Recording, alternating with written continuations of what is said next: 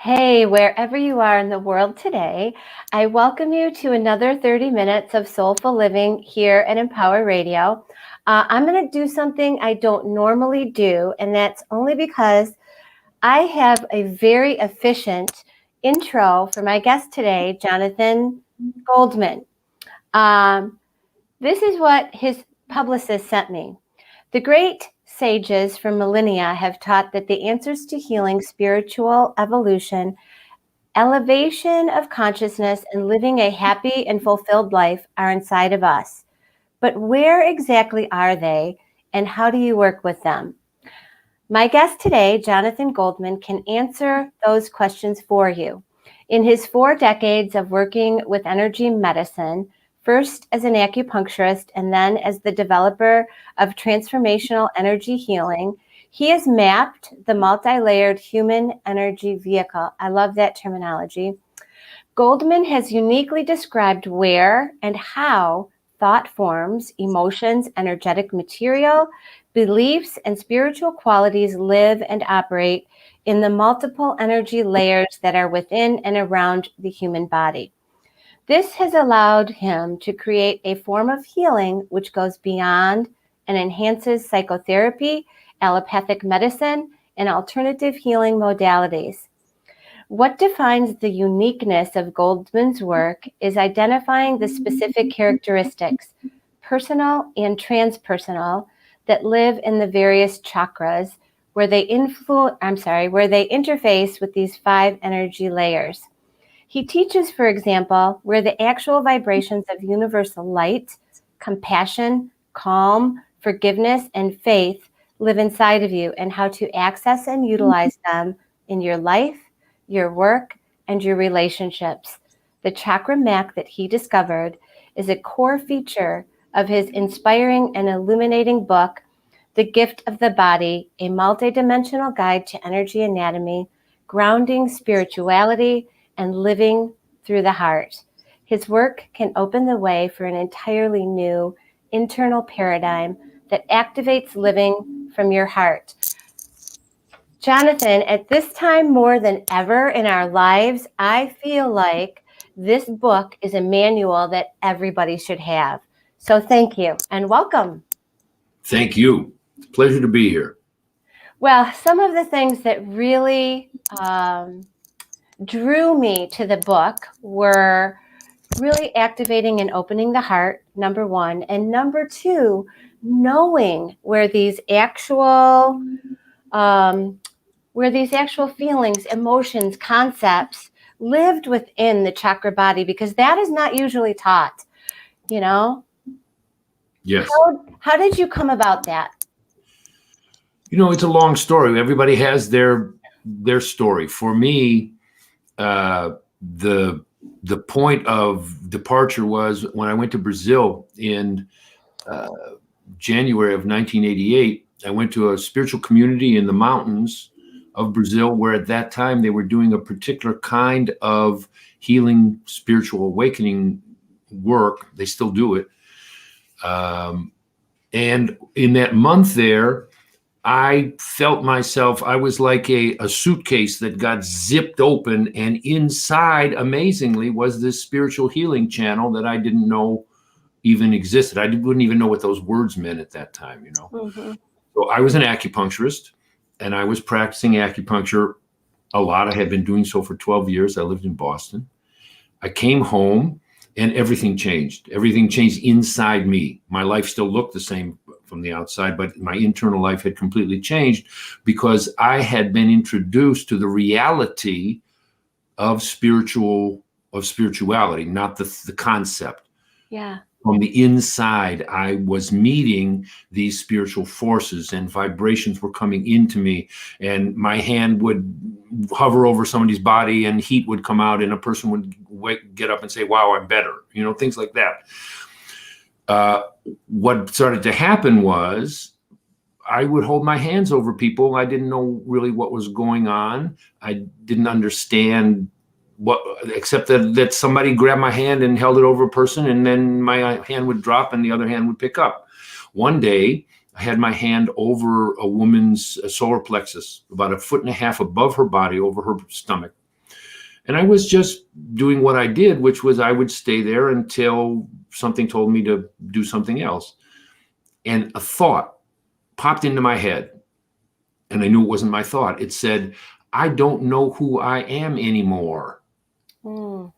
So I've had periods of my life where that was true. That didn't happen to be one. So I was like, I wonder what that thought is. So I said to the woman, let me just tell you this weird thing. I was holding my hand here and I heard this said, and she started crying. Oh my God, that's exactly what's going on. My life is changing. My relationship fell apart. I got fired from my job. I'm in this complete transition. And I thought, okay. And I wrote it down. Mm-hmm. Over the next 15 years, I was shown in that way, and also with students, and also doing it through my own self, exactly where that thought and that idea. So what I came to understand is that discrete place in the mental body of the third chakra is where identity lives. Like who I am in this life. You know, Jonathon is fill in the blank. The blanks live in that place. They don't live in my brain. They live there. And that woman's was in her midlife crisis. She was morphing into a different person because she was being called to her heart. So then my work became not to try to fix it.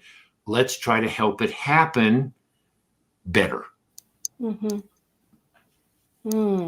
So really taking healing to the next level. You were tuning in to something beyond your mind and this reality, and allowing that information to take healing to the next level, which I have to ask, everybody has their own definition of healing. You know, what does that look like for you? What does that sound like? What does healing mean to you? We have inside of each of us our own perfect template. We are designed to operate for a period of time, right? I say this vehicle we are in is a rental, right? Mm-hmm. So we have a rental contract. It's designed to operate in a maximal way to make our life on earth be the most it can be. So healing is returning as close as possible to that original state of harmony under the aegis, under the command of the heart, which is in the middle of the chakra system, and also has the ability, is designed to both observe and command the lower self or this life energies, and also is in touch with our spiritual self. So under the command of the heart, bringing everything into harmonious working relationship.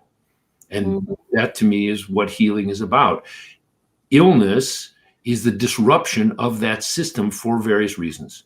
Yeah. And so the job of the healer is to intervene as elegantly as minimally as possible to remind that underlying template, hey, come on, wake up, wake up, wake up. You know how to do your job. Let's do it well. Mm-hmm.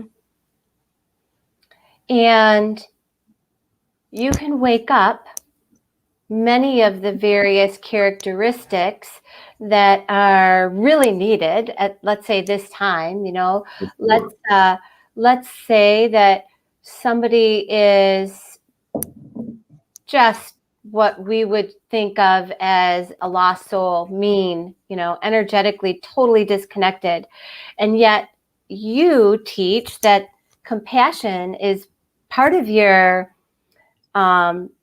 internal makeup. It's what we came into the world with. We came in with compassion.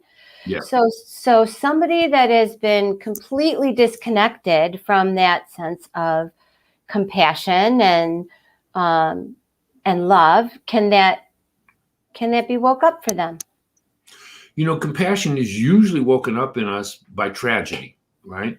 So a tsunami or an earthquake or the things that have been happening in the United States for most people, right? The shootings and the things that are so horrific for most people wake up that compassion in us. So my prayer was, wait, how about if I don't wait for that? What if how can I activate that every day And I don't wait for the Dalai Lama to just hold compassion for me all the time, right?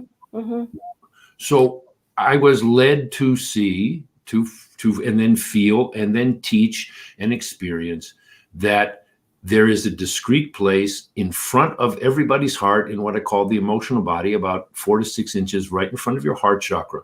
There's a band that surrounds everybody's body like a life preserver. That literally is where compassion has been implanted in every human vehicle. Every human has it.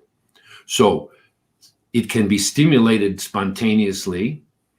Little kids who are healthy little kids, under 1 year old or something, have it spontaneously.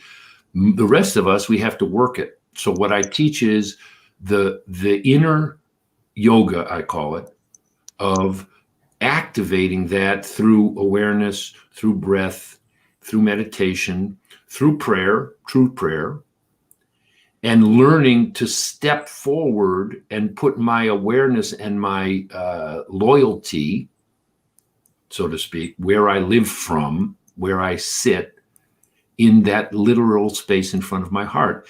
Anybody can do it. You have to be motivated. You have to want to. Most people come to that motivation through difficulty, through illness. Some people come because they just want to do it, but most people come through some kind of impetus that makes us like something's got to change, something's got to change, something's got to change. So then when I teach is the first step is let's find the space of compassion, hold it together so that you can transform what needs to transform in you so you can live there. And anybody could really learn that, right? Anybody could learn that. Because it's already been there. It's just reconnecting with what we were created with. Exactly. And you don't need religion to do it. You don't necessarily. It doesn't have anything to do necessarily with religion or any particular spiritual path. If you have one, if that appeals to you, if that helps you hold a space where you can activate these qualities, awesome. You don't need that. You do need other people. It's hard to do it on your own. We're meant to be interactive social creatures. Yeah, absolutely we are. And we're in a challenging time for that to happen right now. So thank God we have video and Zoom and face masks. Okay. I'm just going to put that out there, right? Thank God we have face masks and sacred distancing, right? I don't like the terminology social distancing. I really like sacred spacing, for me and you. Yeah, it's really beautiful. What about forgiveness? Where does that lie? What about forgiveness? Okay, forgiveness, another one, right? What are the two hardest things for humans to embody? Humility and forgiveness, right? Both of them live in the heart. Forgiveness has a pre-prepared slot in your heart chakra. I talk about, what I teach is the 12 petals of the heart, as if the heart was a flower, all right? So the 12 petals of the heart. But then what I do is I tell people, imagine a clock that's in the center of your chest, okay? And there's right? And 12 is at the top, 6 is at the bottom, 3 is on the left side, 9 is on the right side, okay? Forgiveness is literally, not metaphorically, at 7 o'clock. And when forgiveness comes, forgiveness is a universal force, right? I can decide I want to forgive. I can decide I want to be forgiven, but then I have to wait, as they say, wait on the Lord. I have to wait and I become available to that breeze, that wind of forgiveness that blows through the whole universe, and it's going to come to my heart and activate that slot, which happens to be right above the liver. The liver in Chinese medicine that I started is one of the places where the past is held. Resentment is held in the liver.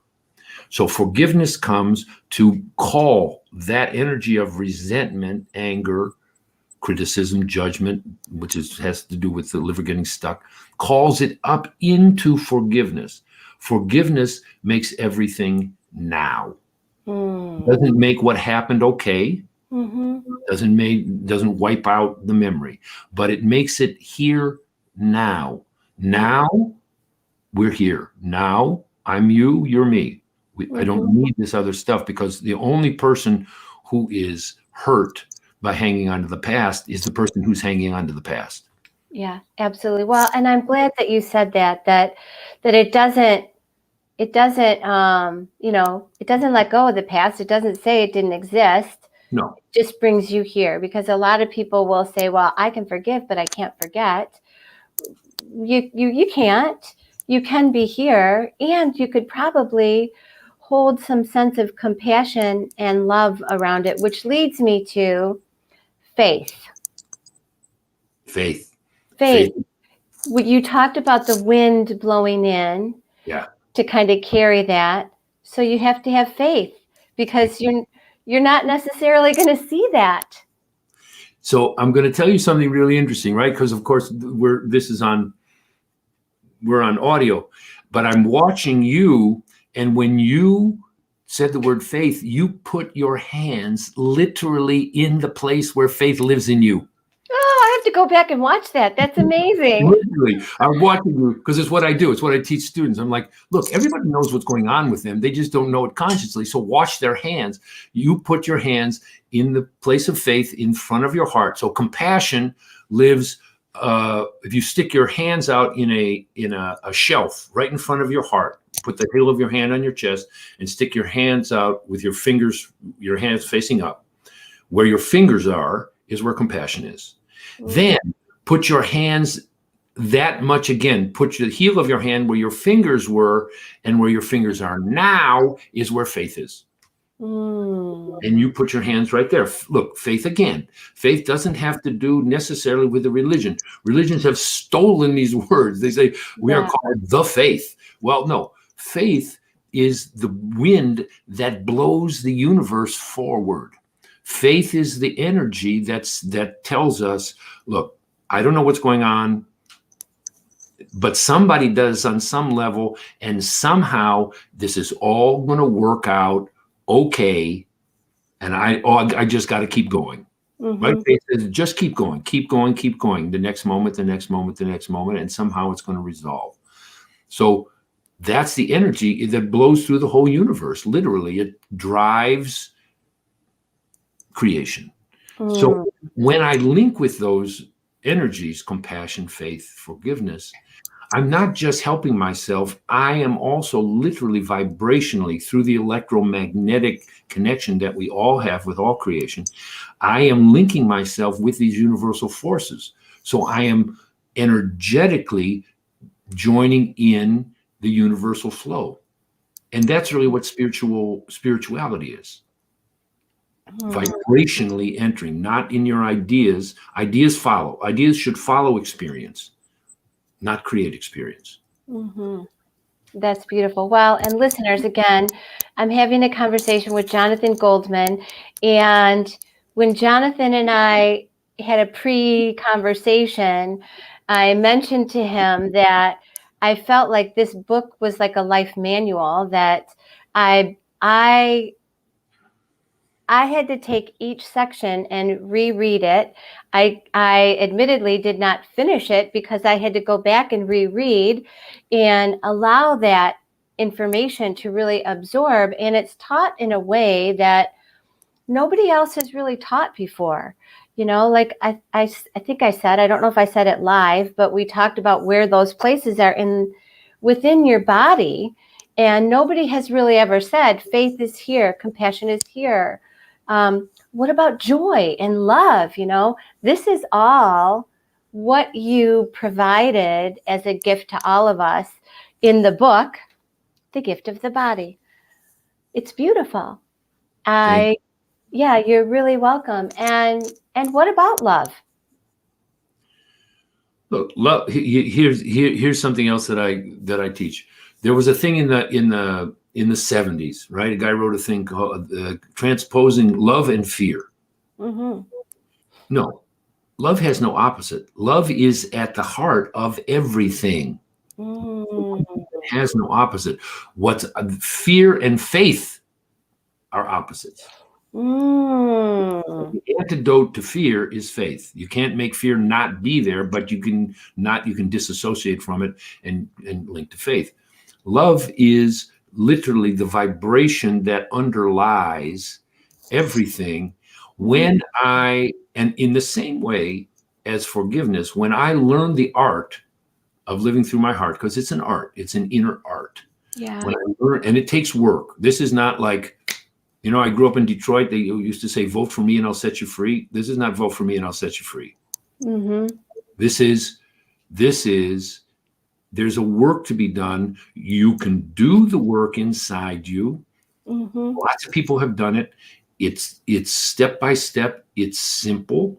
What I did recently in September, October, November was I recorded a 10-session class that takes a person through all these steps of the creation of this internal structure that then allows you to be available to this incredible vibration of love that just fills your chest, fills your whole self.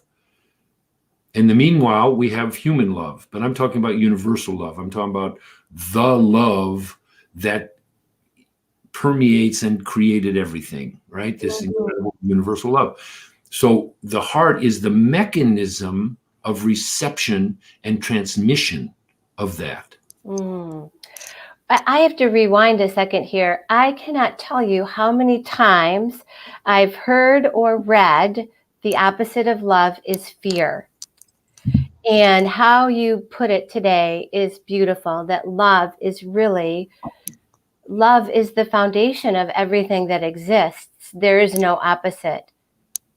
That's right. That's beautiful. Imagine if we were taught that as a child, right? Imagine if we were taught many of these techniques as a child. Imagine. Yeah. How and people come to me who are parents now. I did a session the other day with a 6-year-old girl. Parents are teaching her this. I was like, oh, I wish somebody had taught me. I wish I would have taught my kids when they were 6. I didn't know. Absolutely. Well, I have a grandson, and he reaps the rewards of the things that I learn. And sure, I no doubt. He absolutely loves it. The other day he was doing something, and in the middle of it all, he just kind of stopped, and he got a big smile on his face, and he goes, "Oh!" And I'm like, wow, wow, that is really cool.